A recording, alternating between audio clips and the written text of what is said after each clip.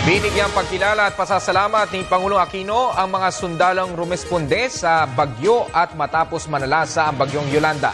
Inihag ito ng Pangulo sa kanyang pagdalo sa joint graduation ng Major Services ng AFP kung saan pinasalamatan din niya ang iba pang nagbigay ng tulong sa mga naapektuhan ng bagyo. Ang detalye sa ulat ni Elena Luna.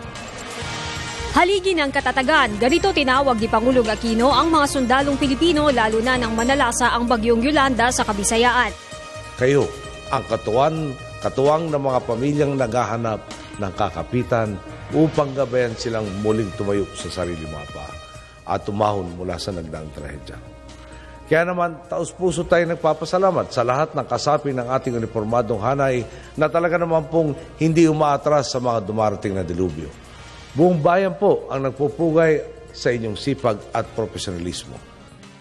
Sa kanyang pagdalo sa joint graduation ceremony ng Major Services Pre-Entry Officer Courses, 140 graduate ang kinumusyon ng Pangulo para maging ganap na mga opisyal ng AFP. 55 sa kanila ay mula sa Army, 40 sa Navy at 45 sa Air Force. Sa lahat ng batch 2013, mga babae ang nanguna sa klase. Sa pagpasok, 140 nating graduate sa serbisyo sa araw na ito. Siguradong lalakas pa ang puwersa ng ating mga kawal na handang humarap sa anumang banta o hamon. At ngayon pa lang, nagpapasalamat ako sa handaan ninyong tumaya at maglingkod sa kapwa at bandila. Ayon kay Lieutenant Colonel Ramon Sagala, ito ang unang beses na dumalo sa graduation ceremony ang isang Pangulo mula ng itatagong Officer Candidate School o OCS taong 1988. Isang taong nag-aaral sa OCS ang mga graduate ng 4 na taong kurso para punuan ang kakulangan ng AFP sa mga opisyal.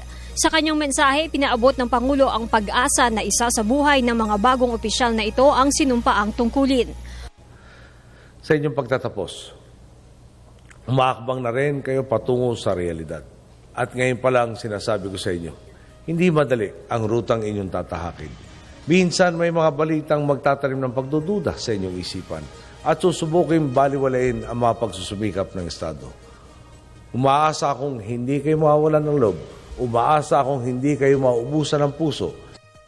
Ang PIO chief ng AFP ay graduate ng OCS. Nag-aral din dito si Navy Captain Luz Biminda Camacho, ang kauna-unahang babaeng opisyal na namuno sa UN Peacekeeping Mission sa Haiti ngayong taon. Para sa Telebisyon ng Bayan, Elena Luna.